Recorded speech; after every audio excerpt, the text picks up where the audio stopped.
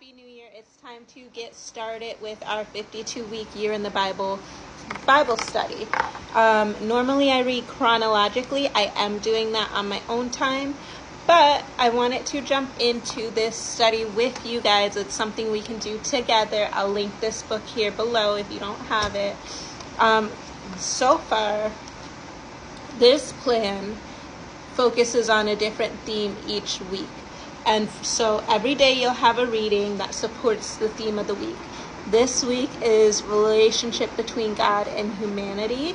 And then it gives us chapters to read each day. It gives us things to think about. You can comment in the comments if you have questions or you want to talk with someone about something, and maybe another lady will see your comment and pick it up, and we could be in community that way.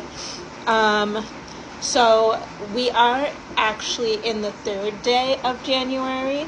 So today would be Joshua 1-5, but I'm actually going to catch us up and then we can chug along from there. So we're going to start with day 1, and then I'll do day 2, and then day 3, and then tomorrow we'll just do day 4. So today is going to be a lot, but I will break it up into sections. So if you don't want to do or read all of today in one sitting, all of the 3 days in one sitting, you won't have to. I'm doing a lot of babbling. We're not here for me babbling. We're here for the Bible. So let's get started. And I have a friend who wanted to join. So I am a mom and I'm home. And so she might be here for the whole 52 weeks. Maybe she'll pop in and out. We're going to follow her lead and see what happens. She's looking at the fan. The fan is her best friend. Okay. Day 1, relationship between God and humanity, is Genesis 1-3. So let's get started. In the beginning, God created the heavens and the earth. The earth was formless and empty, and darkness covered the deep waters. And the Spirit of God was hovering over the surface of the waters. Then God said, "Let there be light." And there was light. And God saw that the light was good. Then he separated the light from the darkness. God called the light day and the darkness night. And evening passed and morning came, marking the first day. Then God said, Let there be a space between the waters to separate the waters of heavens from the waters of earth, and to separate the waters of the earth from the waters of heaven. God called the space sky. And evening passed and morning came, marking the second day. Then God said, Let the waters beneath the sky flow together into one place, so dry ground may appear. And that is what happened. God called the dry ground land and the water seas, and God saw that it was good. Then God said, Let the land sprout with vegetation, every sort of seed-bearing plant, and trees that grow seed-bearing fruit. These seeds will then produce the kinds of plants and trees from which they came. And that is what happened. The land produced vegetation, all sorts of seed-bearing plants and trees with seed-bearing fruit. Their seeds produced plants and trees of the same kind, and God saw that it was good. And evening passed and morning came, marking the third day. Then God said, Let lights appear in the sky to separate the day from the night. Let them be signs to mark the seasons, days, and years. Let these lights in the sky shine down on the earth. And that is what happened. God made 2 great lights, the larger one to govern the day and the smaller one to govern the night. He also made the stars. God set these lights in the sky to light the earth, to govern the day and night, and to separate the lights from the darkness. And God saw that it was good. And evening passed and morning came, marking the 4th day. Then God said, Let the waters swarm with fish and other life. Let the skies be filled with birds of every kind. So God created the sea creatures and every living thing that scurries and swarms in the water, and every sort of bird, each producing offspring of the same kind. And God saw that it was good. Then God blessed them, saying, "Be fruitful and multiply.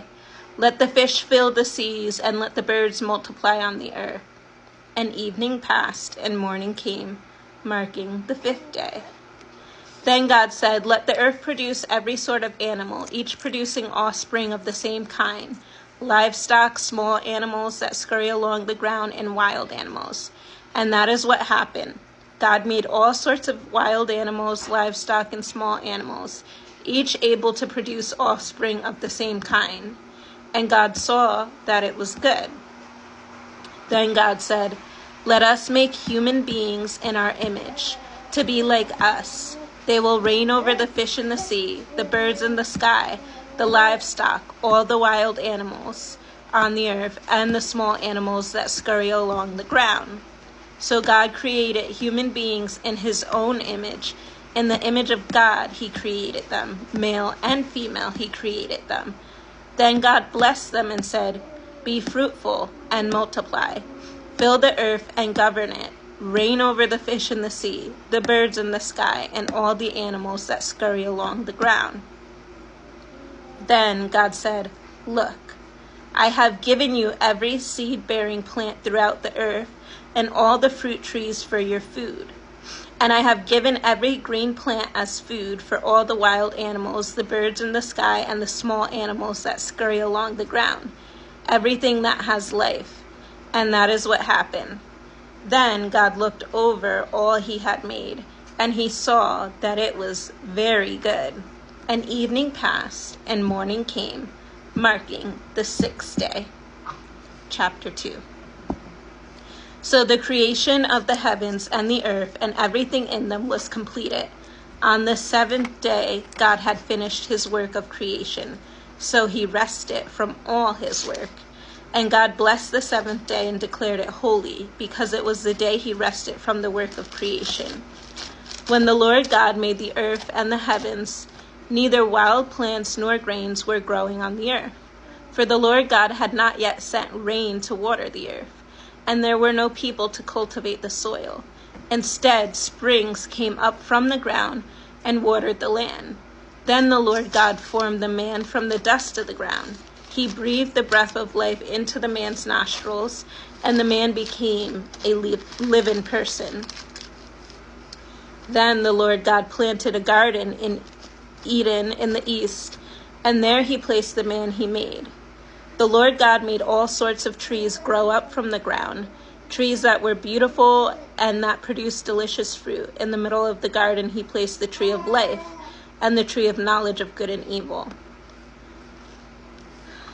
A river flowed from the land of Eden, watering the garden and then dividing into 4 branches. The first branch, called the Pishon, flowed around the entire land of Havilah, where gold is found. The gold of that land is exceptionally pure. Aromatic, resin, and onyx stone are also found there. The second branch, called Gahan, flowed around the entire land of Cush. The third branch, called the Tigris, flowed east of the land of Ashur. The fourth branch is called the Euphrates. The Lord God placed the man in the Garden of Eden to tend. The Lord God placed the man in the Garden of Eden to tend and watch over it. But the Lord God warned him, "You may freely eat the fruit of every tree in the garden, except the tree of the knowledge of good and evil. If you eat its fruit, you are sure to die." Then the Lord God said, "It is not good for man to be alone. I will make a helper who is just right for him." So the Lord God formed from the ground all the wild animals and all the birds of the sky. He brought them to the man to see what he would call them. And the man chose a name for each one. He gave names to all the livestock, all the birds of the sky, and all the wild animals. But still there was no helper just right for him. So the Lord God caused the man to fall into a deep sleep. While the man was asleep, the Lord God took out one of the man's ribs and closed up the opening. Then the Lord God made a woman from the rib, and he brought her to the man. "At last," the man exclaimed. "This one is bone from my bone and flesh. She will be called Woman because she was taken from man." This explains why a man leaves his father and mother and is joined to his wife, and the two are united into one. Now the man and his wife were both naked. They felt no shame. The serpent, chapter 3. The serpent was the shrewdest of all the wild animals the Lord God had made. One day he asked the woman, "Did God really say you must not eat the fruit from any of the trees in the garden?" "Of course we may eat fruit from the trees in the garden," the woman replied. "It's only the fruit from the tree in the middle of the garden that we are not allowed to eat. God said you must not eat it or even touch it. If you do, you will die." "You won't die," the serpent replied to the woman. "God knows that your eyes will be opened as soon as you eat it, and you will be like God, knowing both good and evil." The woman was convinced. She saw that the tree was beautiful and its fruit looked delicious, and she wanted the wisdom it would give her.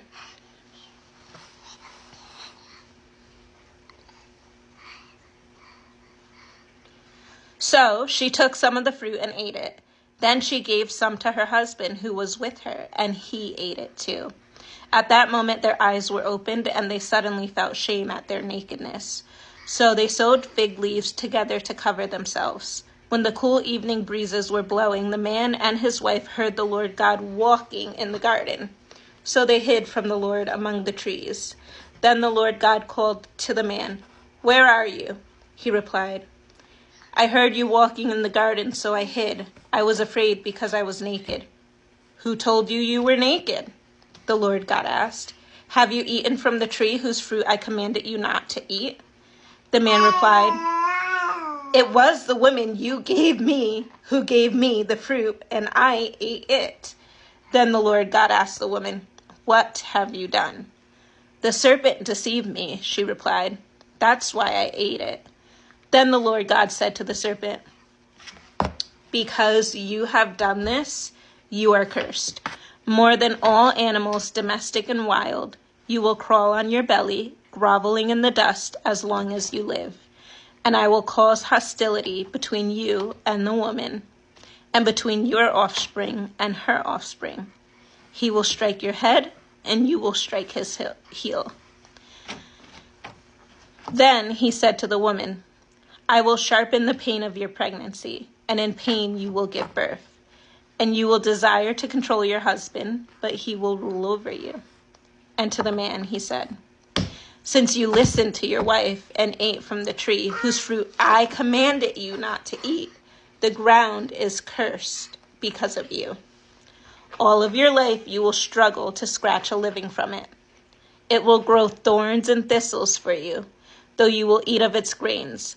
By the sweat of your brow will you have food to eat, until you return to the ground from which you were made. For you were made from dust, and to dust you will return." Then the man, Adam, named his wife Eve, because she would be the mother of all who live. And the Lord God made clothing from animal skins for Adam and his wife. Then the Lord God said, "Look, the human beings have become like us, knowing both good and evil.